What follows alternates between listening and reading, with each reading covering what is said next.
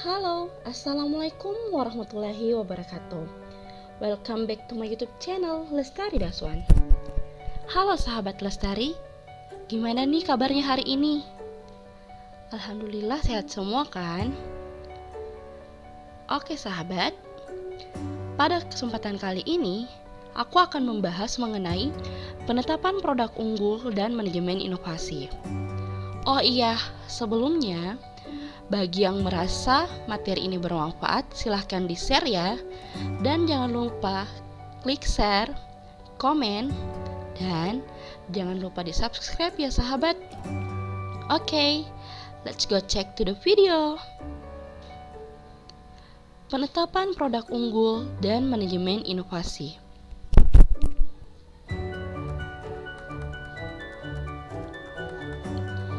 Manajemen inovasi.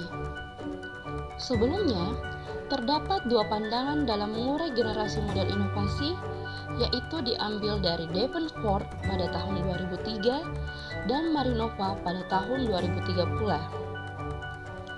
Generasi model proses inovasi terdiri dari empat generasi, yang sebenarnya ini dari 5 generasi. Yang pertama, atau yang biasa dikatakan dengan generasi pertama dan kedua, terjadi pada periode tahun 1960-an, yaitu profil kuncinya model linear sederhana, tarikan kebutuhan dan dorongan teknologi. Dan generasi ketiga yaitu terjadi pada tahun 1970-an. Profil kuncinya model coupling mengenai interaksi antar unsur-unsur yang berbeda dan umpan balik di antara mereka. Dan yang keempat terjadi pada tahun 1990-an, model paralel, integrasi antar perusahaan dari hulu ke hilir dengan pemasok kunci dan permintaan dengan pelanggan, menekankan pada hubungan dan aliansi. Dan generasi kelima terjadi pada tahun 2000-an lebih, yang dimana integrasi sistem dan jaringan yang luas, respon untuk penyesuaian dan fleksibel, penguji dan eksperimentasi terus-menerus dilakukan.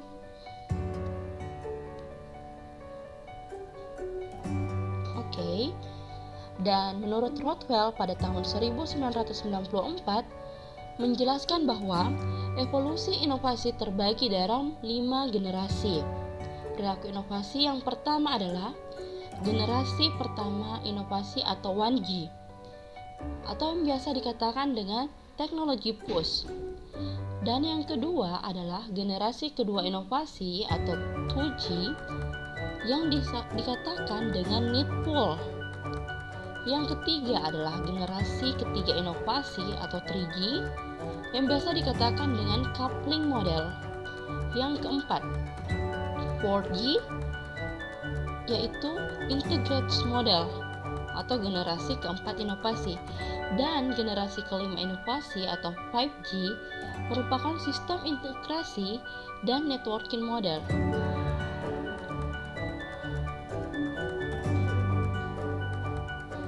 Oke, selanjutnya ini saya akan menyampaikan atau menampilkan beberapa produk-produk yang mendunia atau penemuan yang mendunia di eranya. Karena kenapa saya menampilkan ini? Karena kita sebagai mahasiswa, apalagi khususnya di mata kuliah kewirausahaan, perlu tahu hal-hal apa sih yang pernah booming di eranya atau diciptakan oleh seseorang. Yang pertama ini adalah pasti kalian semua sudah tahu, adalah pen, atau umumnya orang mengatakan bahwa ballpoint pen. Di sini ditemukan oleh saudara Ladislau dan Greg Biro.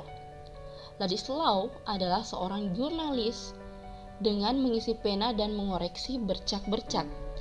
Mereka itu mengembangkan ballpoint pada tahun 1938.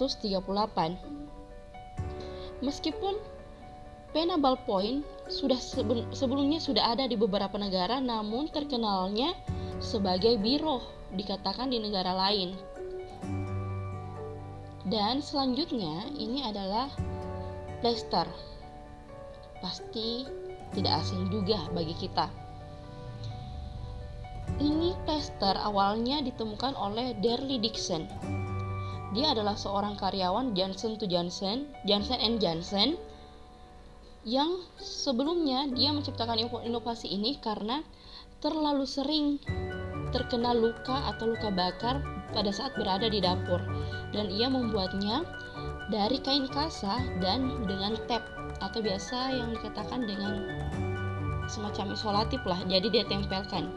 Itulah asal mulanya terjadi tester sendiri. Dan yang ketiga adalah Coca-Cola, yang awalnya pada bulan Mei tahun 1886 Coca-Cola ditemukan oleh Dr. John Pemberton yang merupakan seorang apoteker dari Atlanta, Georgia. John Pemberton meramu formula Coca-Cola dalam ketel kuningan berkaki 3 yang biasa kita lihat di tempat kopi-kopi, maksudnya tempat bartender bikin kopi. Terus dia itu meraciknya di belakang rumah dengan beberapa kali percobaan. Dan Coca-Cola ini sebagai merek dagang dari beberapa tahun yang sebelumnya telah diklaim luas oleh pengakuan orang lain. Namun ini asal mulanya harus tetap ditekankan, didapatkan pada tahun 1886. Dan selanjutnya ini mungkin ada, ini apa ya, pil atau bagaimana? Jadi ini adalah biskuit anjing. Biskuit anjing pada mulanya di sebuah bakery pemilik F.H. Bennett membuat item baru dari produk daging, susu, dan mineral pada tahun 1908. Ketika National Biscuit perusahaan membeli toko band, maka produk tersebut atau produk biskuit ini keluar pada tahun 1931 dengan nama susu tulang yang sebenarnya adalah ciptaan roti. Dan produk kelima adalah gitar listrik.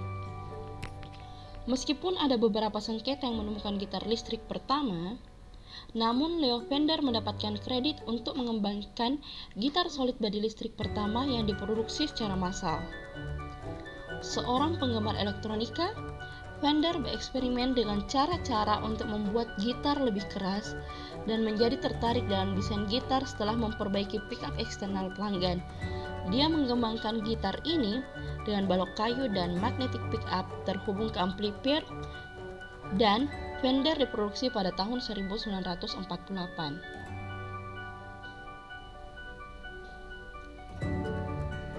Dan contoh selanjutnya adalah frisbee. Kalau di Indonesia mungkin masih jarang yang menggunakan, namun kalau olahragawan di luar itu ini merupakan suatu hal yang tidak asing. Oke, jadi asal mulanya frisbee ini, mahasiswa di New England tahu bahwa kaleng kue kosong dari baking co Frisbee Bridgeport, Connecticut bisa dilemparkan dan bisa juga ditangkap. Dan pada tahun 1948 di LA, bangunan Inspektur William Morrison dan mitra Warren Francis John mengambil ide selangkah lebih maju dan menciptakan sebuah versi plastik dari plat pie yang akan terbang tinggi jika dilemparkan.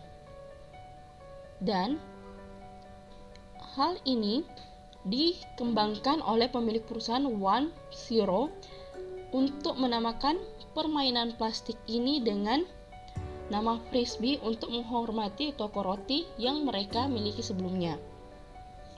Oke, selanjutnya adalah insulin. Jadi, selama beberapa akhir dekade, ilmu kedokteran telah mencari pengobatan untuk diabetes. Jadi, ini diciptakan oleh seorang ilmuwan pada tahun 1980-an untuk menemukan metode untuk memproduksi insulin manusia daripada menggunakan insulin hewan dalam perawatan. Dan yang selanjutnya adalah internet, yang asal mulanya pada tahun 1960. Departemen Pertahanan Amerika Serikat menciptakan Research Project Agency Network lanjutan atau ARPANET sebagai sarana pengaman komunikasi sensitif. Dan salah satu fitur ARPANET paling populer adalah surat elektronik. Dan sebagai pengguna ARPANET diperluaskan militer membentuk jaringan sendiri, seperti yang dilakukan lembaga federal lainnya, dan jaringan ini atau Internet Network datang bersama-sama pada tahun 1980. Dan ketika sebuah bahasa umum diciptakan untuk semua komputer, pada tahun 1991, Swiss Besan mengembangkan World Wide Web. Oke, selanjutnya adalah liquid paper. Liquid paper ini awalnya muncul pada tahun 1950-an oleh Ibu Bennett Smith. Dia adalah seorang ibu tunggal, ditemui mesin tik elektronik pada pekerjaan sekretaris baru, di mana itu sebelumnya dia adalah seorang sekretaris yang kita tahu pada tahun 1990-an itu masih menggunakan mesin ketik.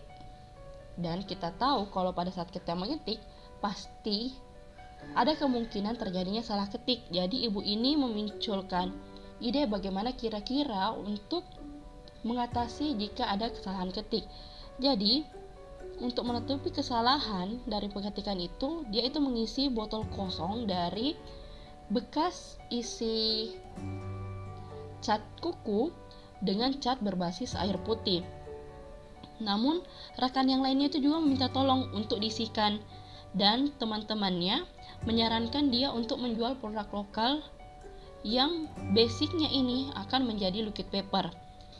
Dan karena keberhasilannya menciptakan liquid paper ini sendiri, maka dia memutuskan untuk berhenti dari pekerjaan yang sebelumnya. Oke, dan selanjutnya adalah trampolin.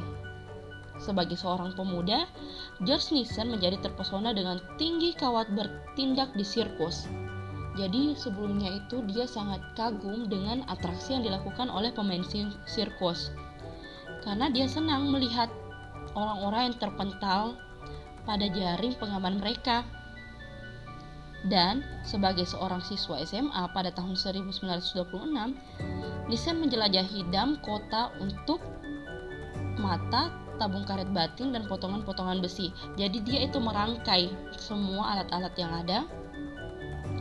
Dia mendapat tangannya di mesin jahit industri yang berbalik garasi keluarganya ke dalam bentuk sebuah lokakarya. Jadi dari alat-alat yang dimiliki tadi itu dia rangkai di garasinya, dan setelah 12 tahun kemudian ia mulai berkeliling negeri untuk mempromosikan trampolin yang telah disempurnakan.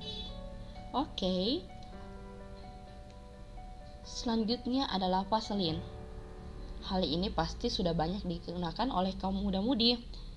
Yang kita perlu tahu bagaimana sih asal mulanya Vaseline itu muncul. Yang pertama di New York, Kimia Robert Cashbrook, di mana sebelumnya itu dia bermain-main dengan cara mendaur ulang gang hitam dibersihkan dari rik minyak setelah kunjungan ke Tips to Pile pada tahun 1859. Dia berhasil mengurangi kejeli putih yang ia sebut sebagai Vaseline setelah kata Jerman untuk air atau Wasser dan kata Yunani untuk minyak zaitun.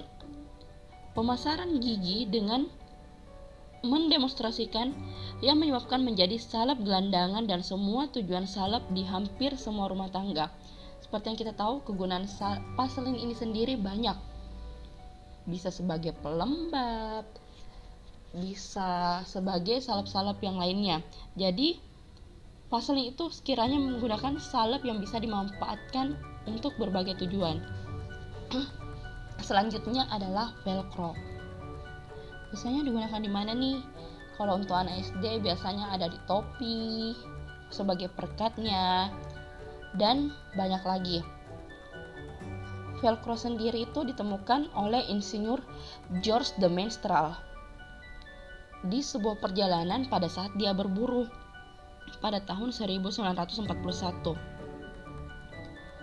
yang dimana di asal mulanya dia bertanya-tanya apa sih kemampuan kuek belebur yang menempel dapat direproduksi sebagai pengikat untuk kain.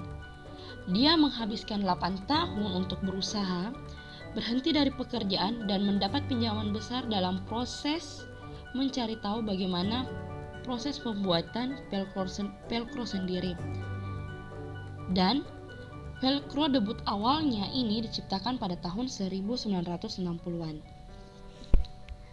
Oke, selanjutnya adalah virtual reality.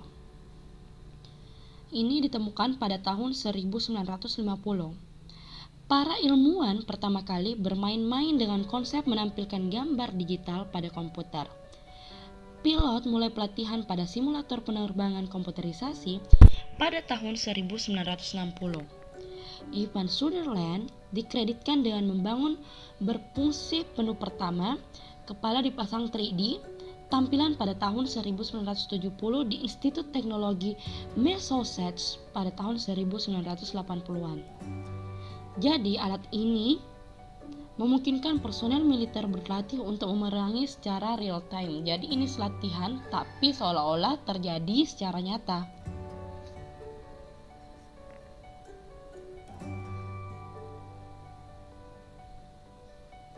Oke. Selanjutnya, materi seleksi barang dan jasa. Keputusan produk merupakan hal yang fundamental dan mempunyai implikasi yang besar pada fungsi operasi.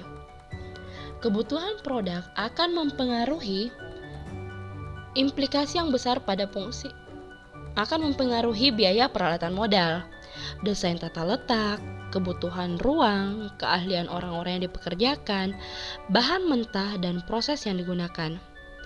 Memilih produk memang cukup rumit. Di satu sisi, berbisnis dalam bidang yang langka membuat hati tenang karena minimnya pesaing. Namun di sisi lain, pebisnis membutuhkan kesabaran karena produk yang dijual bukan barang premier masyarakat, sementara ketika memilih produk yang dibutuhkan pasar dalam jumlah yang banyak, pasti banyak pesaing. Dan mengembangkan produk berarti adalah memenuhi kebutuhan konsumen sebagai sebuah solusi masalah sekaligus menghasilkan kualitas. Oleh karena itu, diperlukan pemahaman untuk merasakan bagaimana mengembangkan produk pada saat yang sama perlu memperhatikan konsumen atau pelanggan. Dan selanjutnya adalah Quality Function Deployment atau yang biasa disingkat dengan QFD. Salah satu cara utama untuk menyeleksi produk dan jasa yang akan dihasilkan adalah dengan memperhatikan kualitas yang dihasilkan oleh produk. Pendekatan kepuasan konsumen akan kualitas produk dan jasa adalah salah satu kunci sukses menetapkan pasar dan menguasai pasar. Oleh karena itu, dalam mengelola inovasi, salah satu dasar utama yang dilakukan adalah menilai keberhasilan penerapan kualitas pada produk atau jasa yang diunggulkan. Oke, jadi QFD itu adalah suatu proses menetapkan keinginan pelanggan tentang hal-hal yang diinginkan konsumen dan menerjemahkannya menjadi atribut pada produk dan jasa agar setiap arena fungsional dapat memahami dan melaksanakannya. Alat yang digunakan dalam QFD adalah rumah kualitas atau House of Quality, yang merupakan teknik grafis untuk menjelaskan hubungan antar keinginan konsumen dan produk atau barang dan jasa. Oke, dan menurut Cohen pada tahun 1992 terdapat beberapa tahap dalam menyusun House of Quality sebagai berikut. Yang pertama adalah matrik kebutuhan pelanggan. Pada tahap ini meliputi memutuskan siapa pelanggan, mengumpulkan data kualitatif berupa keinginan dan kebutuhan konsumen, menyusun keinginan dan kebutuhan, dan yang terakhir adalah membuat diagram afinitas. Dan pada tahap kedua adalah matrik kebutuhan pelanggan.